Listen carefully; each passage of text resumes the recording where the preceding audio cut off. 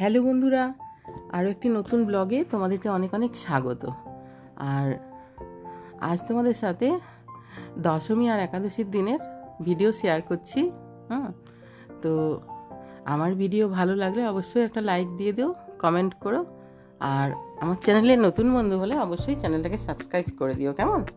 তো দেখো, আমরা তো খড়গপুর থেকে ফিরে তারপরে এই যে দেখো এখানে আমরা দশমীর পুজো, শেষ পুজোটা হচ্ছে, যেটা পুজোটা হয়ে যাওয়ার পরেই কিন্তু এখানে ঘরটা বিসর্জন হবে।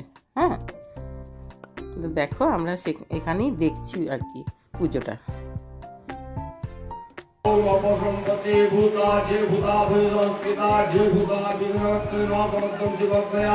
ओम भूतानां विराधेरा दुर्गा पूजा करम्मः ओम वेदालस्य विजातस्य राक्षसस्य सुरिस्थिता अवसंपरि सर्वे चन्द्र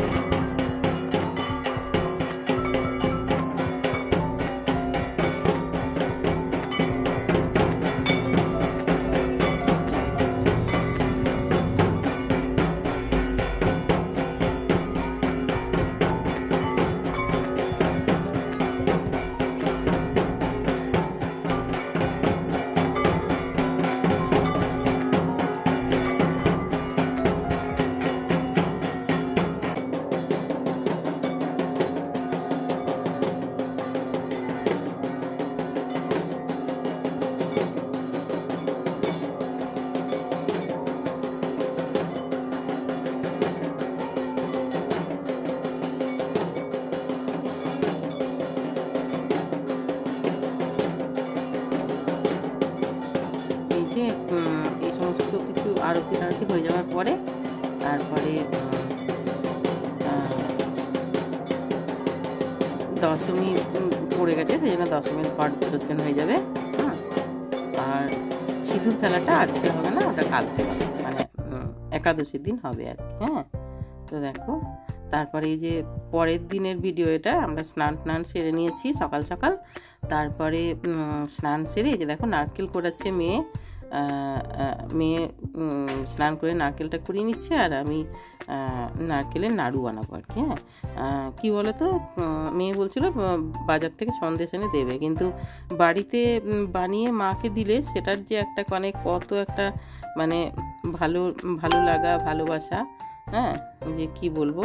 তো দেখো সেই জন্য আমি বললাম যে না, দোকান থেকে আর কেনার দরকার নেই, বাড়িতে বানিয়ে দেবো। তো সেই জন্য আমরা দেখো ঠাকুরের সমস্ত বাসন টাসন বার করে নিয়ে তারপরে নিরামিষ কড়াই করে আমরা নাড়ু বানিয়ে দিচ্ছি, হ্যাঁ, মাকে মিষ্টি খাওয়াবার জন্য। আর আমার মাকেও দেখেছি জানো, যখন আগে দুর্গা ঠাকুরকে মিষ্টি খাওয়াতে যেত না, তখন ওরকম বাড়িতে স্নান করে বানিয়ে নিয়ে তারপর যেত, কারণ বাজারের কেনা মিষ্টি আমরা কখনো আমার মা কখনো দিত না। হ্যাঁ, তো সেটাই আমরা দেখে রেখেছি। আর সব দিন তো বাড়িতে বানানোটা সম্ভব হয় না, তবে এবারে যখন একটু সুযোগ পেয়েছি ভাবলাম সুযোগটা কেনই বা হাতছাড়া করব, মাকে একটু নিজের বানানো জিনিস একটু যদি খাওয়াতে পারি খুব ভালো হয়। মা তো চলে যাচ্ছে, আর মায়ের চলে যাওয়াটা একটু বেদনাদায়ক। হ্যাঁ, কারণ আমাদের বাড়িতেই তো পুজোটা হচ্ছিল, এবারে বেশ কদিন একদম পুরো গম করছিল। বেশ একটা উৎসবের আমেজ ছিল, আর মা চলে যাবে, এবারে আবার সেই শূন্যতা, সেই একা একা বসে থাকা, এইভাবেই চলবে আর কি। আর দেখো এই যে নাড়ুটা আমি আঁচটা কমিয়ে বানাচ্ছি, তো এটা একটু সময় লাগছে। হ্যাঁ, আর ততক্ষণ মেয়ে ওদিকে সমস্ত জিনিস গোছগাছ করছে। সিঁদুর খেলা এমনি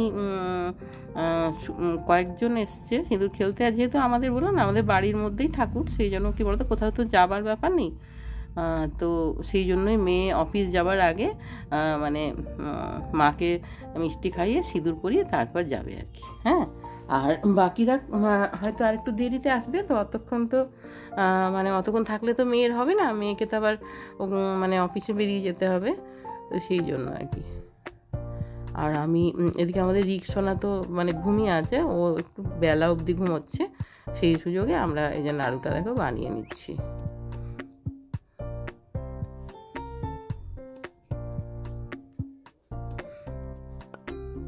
এই যে দেখো পাকটা হয়ে গেছে, এবার এটাকে একটু ফ্যানের তলায় ঠান্ডা হতে দিচ্ছি। আর মেয়ে ওদিকে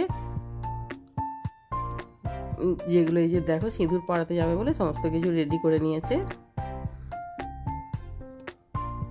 আর সত্যি বলছি, এই যে মাকে নাড়ুটা নিজের হাতে বানিয়ে খাওয়াতে পারছি না, এটা আমার কাছে খুবই মানে ভালো লাগছে। হ্যাঁ, বাজার থেকে কিনে আনা মানে সন্দেশ সবসময় হয়তো বানানো সম্ভব হয় না, তো সম্ভব হলে অবশ্যই বানিয়ে দিলেই ভালো হয়। হ্যাঁ, তো দেখো এই যে হয়ে গেছে। আমি মায়ের জন্য কয়েকটা মানে কতগুলো নাড়ু বানিয়ে প্রথমে দিয়ে দেবো, তারপরে বাকিগুলো বানাবো আর কি।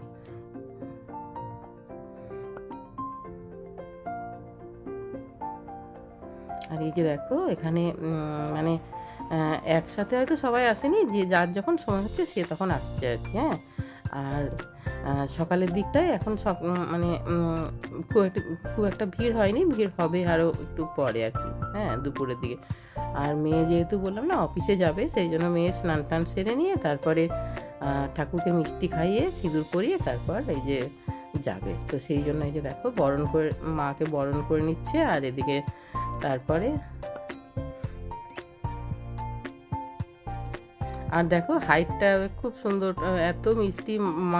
মাকে এতদিন ধরে দেখছিলাম, তো কি বলতো চলে যাবে ভাবলেই একটু খারাপ লাগছে। আবার সেই 1 বছরের অপেক্ষা।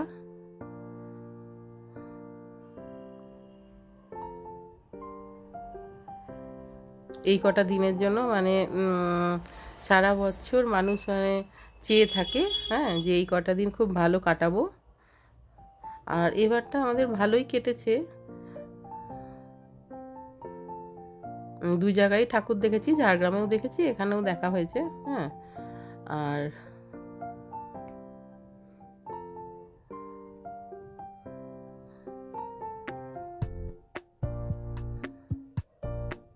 এই যে দেখো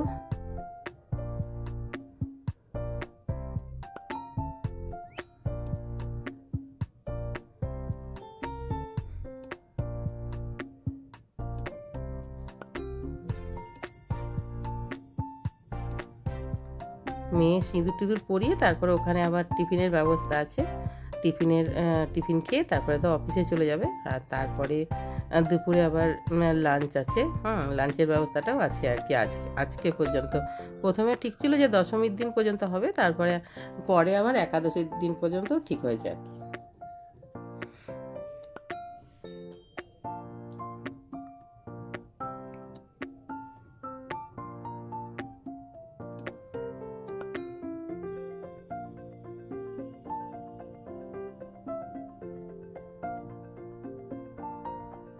আর বললাম না এত সামনে থেকে তো মায়ের পুজো কখনো দেখিনি, সেই জন্য মানে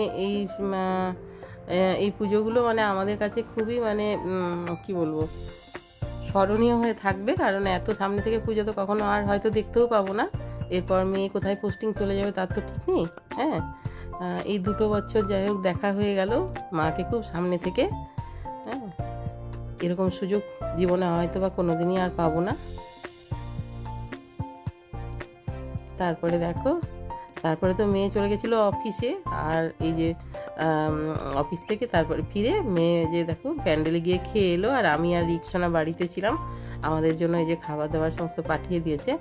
আর আজকেও অনেক কিছু বানিয়েছে, আজকেও ভাত, মুগের ডাল, তারপরে 2 রকমের তরকারি, মাছ, চাটনি, তারপরে পাঁপড়, অনেক কিছুই বানিয়েছে। হ্যাঁ, আর ওখানে বসে খেতে তো মজাই লাগে, কিন্তু কি বলতো আমাদের রিক্সোনা ভীষণ দুষ্টু, তো ওখানে কি বলতো হুটোপাটি শুরু করে দেয়। হ্যাঁ, মানে পাতা কেউ খাচ্ছে হয়তো দেখবে পাতা টেনে দিচ্ছে, এইসব করে আর কি। সেই জন্য ওকে নিয়ে ওখানে কোনো মতেই যাওয়া সম্ভব নয়। হ্যাঁ, সেই জন্য আমি ওকে বাড়িতে রেখে দিই, আর মেয়ে যায় আর কি প্যান্ডেলে খেতে। তা নাহলে প্যান্ডেলে সবার সঙ্গে খেতে মানে মজাটাই আলাদা। তো বাচ্চা নিয়ে তো হবে না। আর রিকসোনা আমাদের কি বলো তো, নিজেও খায় না, কাউকে খেতেও দেবে না, এরকম করে আর কি। হ্যাঁ, তো যাই হোক, এই যে বেশ কদিন, পুজোর কদিন রান্নাবান্না একেবারেই বাড়িতে মানে হয়নি। ওই রিকসোনার জন্য একটু হচ্ছিল। আর আমরা দুজন তো মানে বাইরেই খাওয়া, বাইরে বলতে ওই প্যান্ডেলেই খাওয়া দাওয়া। তো খুবই ভালো কাটলো কদিন। হ্যাঁ, শুধু পুজো দেখা আর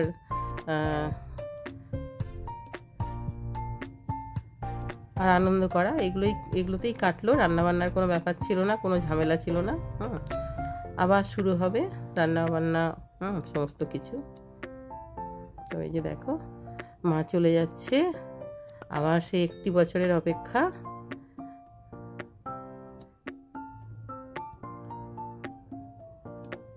চলে যাওয়াটা ঠিক মেনে নেওয়া যায় না। মানে হ্যাঁ, একটা সান্ত্বনা আছে যে 1 বছর পর আবার মা আসবে, এটাই আর কি।